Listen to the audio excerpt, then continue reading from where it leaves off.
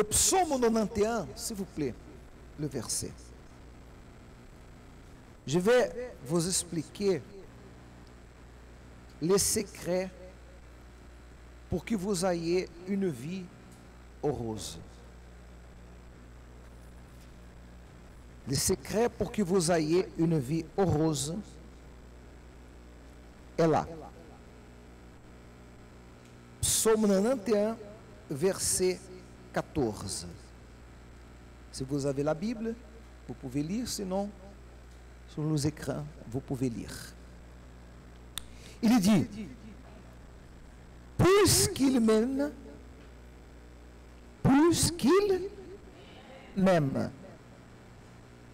je les délivrerai. Je les délivrerai. Je les protégerai. Puisqu'il connaît mon nom. Quand on aime quelqu'un, qu'est-ce qu'on fait? Quand vous aimez, non, pensez, s'il vous plaît. Quand un homme, pour vous laisser plus clair pour vous, quand un homme aime réellement une femme, et la femme, elle aussi, aime réellement l'homme, qu'est-ce qu'ils font? Qu'est-ce qu'ils font? Non. Quand un homme aime réellement une femme, et la femme, elle aussi, aime réellement cet homme-là, qu'est-ce qu'ils font? Quelqu'un ici a dit. Ils se marient. Si un homme réellement aime la femme,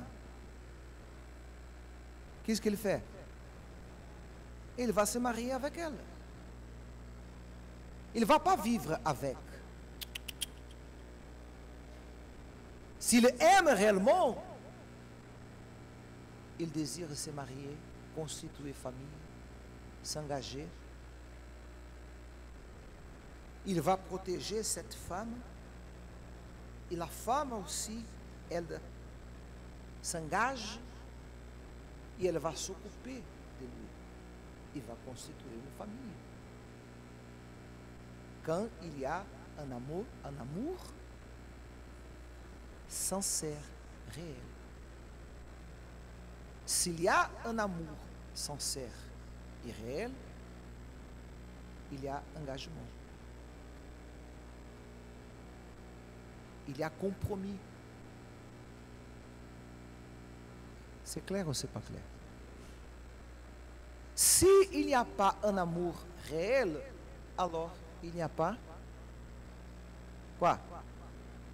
Il n'y a pas quoi? Il n'y a pas de mariage, il n'y a pas de compromis. Ils puissent même vivre avec, mais ils disent, bon, si ça marche, on reste. Si ça ne marche pas, chacun pour soi-même. Parce que l'amour, il n'est pas sincère. Mais amour sincère, amour réel, véritable. Les jours que j'ai aimé Cassia, j'ai dit, je veux me marier avec elle.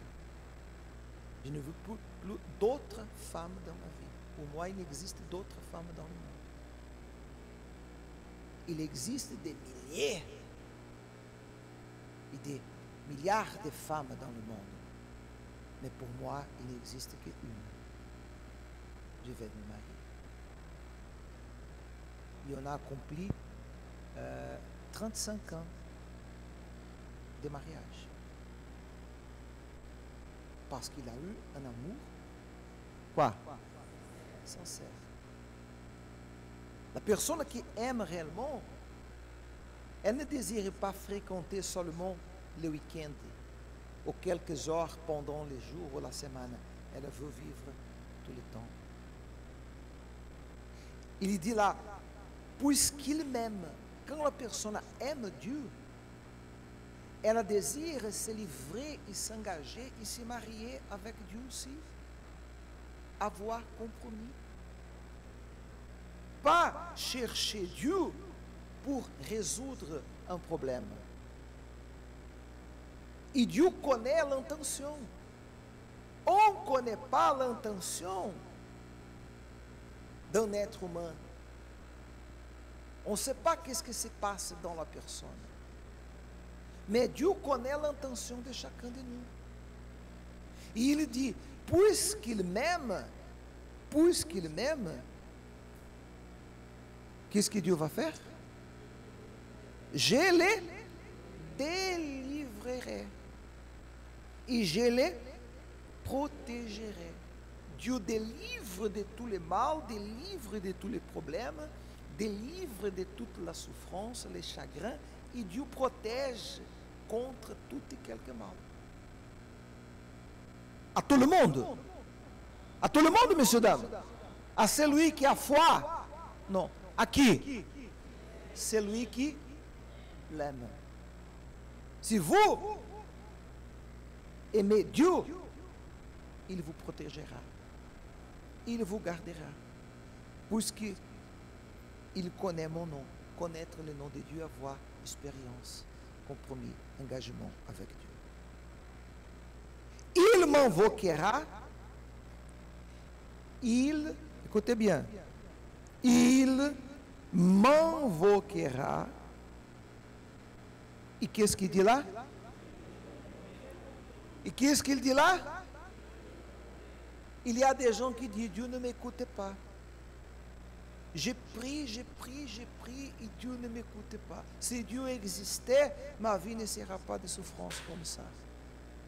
J'ai pris, et je ne vois pas de réponse. Je ne vois pas de réponse. Pourquoi Dieu n'écoute pas? Parce que la personne elle-même n'écoute pas Dieu non plus.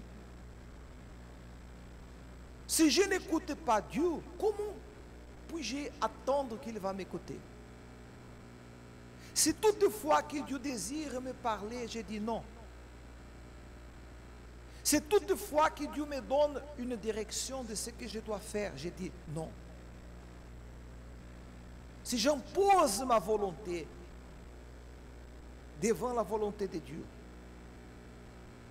comment puis-je attendre qu'il va m'écouter? Si j'ai dit non, je ne pardonne pas, non, je n'obéis pas à ta parole, alors je vais clamer et attendre qu'il va m'écouter, je suis en train de me tromper. C'est une foi religieuse, une foi émotive qui ne sert à rien. Ici, il est bien clair. Il m'invoquera, et je lui... Si je dis toujours à Dieu, oui, c'est la même chose. Par exemple, vous avez quelqu'un qui toujours vous demande en faveur. S'il te plaît, mon cher, aide-moi à lever ça. Et la personne est prête à vous aider. S'il te plaît, est-ce que tu peux aller à la commune avec moi demain? Ok, on y va. Tous les jours que vous demandez en faveur à quelqu'un, elle dit toujours oui. Les jours qu'elle vous demande quelque chose, qu'est-ce que vous allez dire? Vous aurez plaisir de lui aider, parce que tout le temps que vous avez besoin d'aide, qui vous demande, elle est prête à vous servir. Oui ou non? Mais si vous avez quelqu'un qui vous dit, s'il vous plaît, aidez-moi, et toujours la personne dit quoi? Non. Toujours non. Quand elle vous demande quelque chose, vous aurez plaisir d'attendre, d'écouter? Bien sûr, c'est la même chose par rapport à Dieu. Il m'invoquera, je lui répondrai. Je serai avec lui quand? Dans la détresse. C'est-à-dire que dans la vie, il y aura des moments de détresse. La vie ne sera tout le temps une merveille. Un tapis rouge où on va passer. Il y aura des luttes. Il y aura des moments difficiles. Mais il est clair je serai avec lui dans la détresse. Je le délivrerai et je le glorifierai. Glorifier, c'est honorer. Glorifier, c'est changer la vie. Glorifier, c'est lorsque tout le monde attend que c'est la fin. Dieu change la situation et vous changez, et vous prenez possession, et vous avez la victoire, et tout le monde est étonné, il dit, waouh, oh là là, comment est-il possible? Toi, hein, toi qui étais dans la misère, comment est-il possible? Oui, Dieu m'a honoré. Mais il honore ceux qui lui honorent. Il faut d'abord qu'on honore Dieu. Si on honore Dieu, il va nous honorer toujours. Si on obéit sa parole, si on dit oui à lui, si on attend sa voix, il va attendre notre voix aussi. Amen, mes amis. Et pour finir, il dit le verset suivant. Je les rassasierai de longs jours. Dieu vous va faire profiter d'une longue vie. Et je lui ferai voir mon salut. Est-ce que vous êtes pressé de mourir? Moi non plus. Et Dieu nous désire nous donner une longue vie pour qu'on soit heureux, heureuse, pour que nous ayons paix. Mais ça commence quand? Quand on dit Dieu, aide-moi.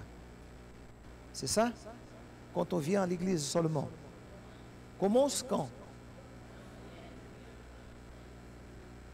On a parlé le premier verset, s'il vous plaît. Le premier verset, s'il vous plaît, les 14, s'il vous plaît. Lisez là le debout. Quand alors ces choses vont se passer? Quand vous montrez votre amour à Dieu. Quand vous désirez vous marier, vous engager, être avec lui 24 sur 24. Quand vous aurez plaisir. Et la personne qui aime Dieu, elle a plaisir de venir chercher Dieu tous les dimanches matins, tous les mercredis soirs, tous les jeudis soirs. Ceux qui aiment à Dieu ont plaisir d'être dans la présence de Dieu. Ceux qui n'aiment pas Dieu, ils n'ont pas le temps pour Dieu. Il y a des gens qui malheureusement, elle n'a pas le temps pour Dieu. Elle a le temps pour aller des fêtes, des boîtes de nuit. Elle a le temps pour voyager, elle a le temps pour travailler, elle a le temps pour l'entreteniment, elle a le temps pour tout faire, sauf pour Dieu. Il y a des gens qui, si vous dites, mon cher, on a un anniversaire, une fête là-bas à Paris, tu vas avec moi? Ah oui, d'accord, c'est quand? Ah, c'est samedi à 3 heures du matin. On est là. Mais si vous dites, mon cher, allons-nous à l'église? Ah non. Quelle heure la réunion? C'est 9h30. Ah, c'est très tôt le dimanche matin. Non, c'est loin. C'est vrai ou c'est pas vrai? Il y a des gens qui n'aiment pas Dieu. Le secret, c'est aimer.